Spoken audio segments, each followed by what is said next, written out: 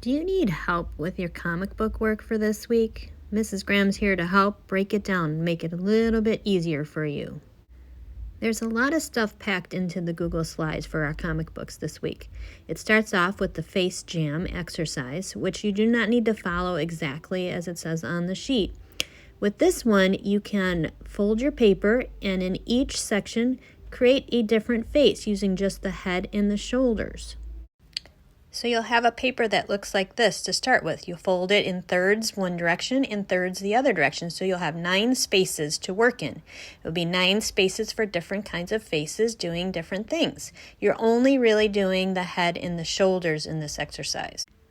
It will look something like this when you're done. You'll have 9 different faces with shoulders with different expressions, and then you can even name each one so that you know what they are.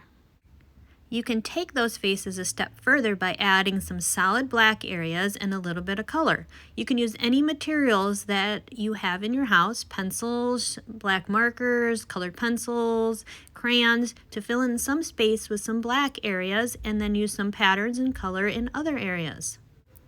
Another option for this week, or another extension, is to work on the character jam. Again, you don't have to follow the directions exactly, but in this case, they fold their paper so they have 16 spaces for 16 different characters.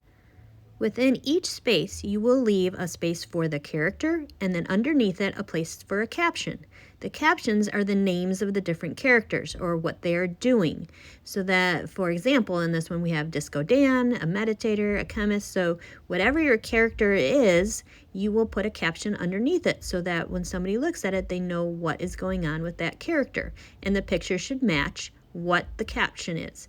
In this case, they are just basic drawings of different characters doing different things. By the time you are done, you will have 16 different funny comic book characters. You may add color if you choose to. That is really all that is in there, packed in there for this week.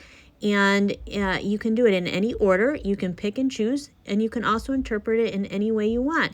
The whole point of this week's exercises is just to play around with different comic book characters, developing your own ideas, and just some practice building your skills. Please, if you have any questions or you want to add something to your comic book character exercises, you are more than welcome. This is just a place to start. For second grade, I have also added an additional choice board.